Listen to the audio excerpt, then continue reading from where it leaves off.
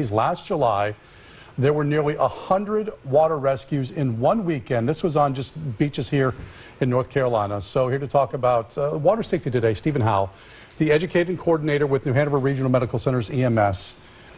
If there was one overriding thing you would want to tell people at home about water safety, not just this weekend, but any weekend, it would be? Well, we want everybody to be safe and have a good time.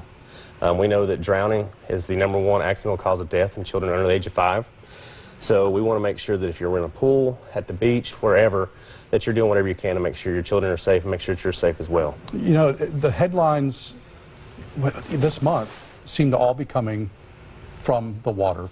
Rip currents. You know, you get a little north of us here, get towards Atlantic Beach. Rip currents being deadly in that area. When you see things go south in a beach-related water accident, is it typically rips that are involved in that? Or is it just maybe a lack of common sense? Typically, I'd say a lot more your rip currents. You know, we have a lot of sandbars and stuff off our coast, which will tend to lead to more rip currents. And a lot of people just really don't know what to do about them. They're not really up to date on it. They're here at the beach enjoying a good time. And what we want people to understand is if you're caught in a rip current, rip tide, you want to swim parallel to the beach or actually float out with it until you get past it. And then that way you can swim back into the shore. You may be a little bit further down the beach or up the beach, but at least you're safe. Those rip currents are so strong that they'll actually pull out an Olympic swimmer who can't swim against it. And most people just get too tired from swimming against it, and that's what happens.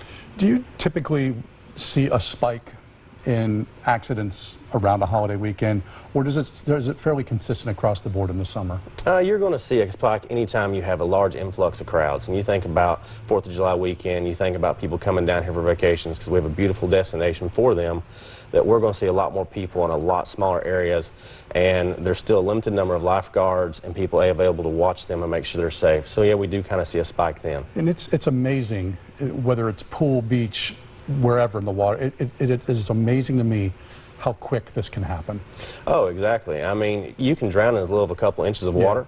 So even at home, you know, a bathtub, a bucket outside that's got water in it with small children, your child gets out in the backyard and you have a pool, all those areas are, you know, potential dangers because they'll trip, fall in it, and if no one's watching them, which is why it's important to always be with them, then we can have a really bad outcome. And once you get the water in your lungs, you're not going to hear them. And if you're far enough away, you're not going to hear the splashing. I know one thing that we got over very early as new parents, we weren't worried about what our kids looked like at the beach.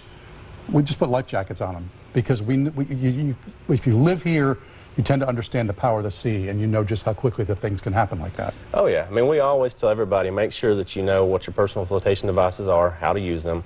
And you have small children, especially use them, you know, arm buddies, life jackets, pool noodles, even if you're in a pool, anything that's going to help them stay afloat, because they're not as experienced as a swimmer.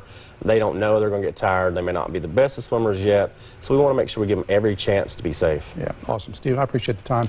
Happy 4th to you. Thank you. Happy, safe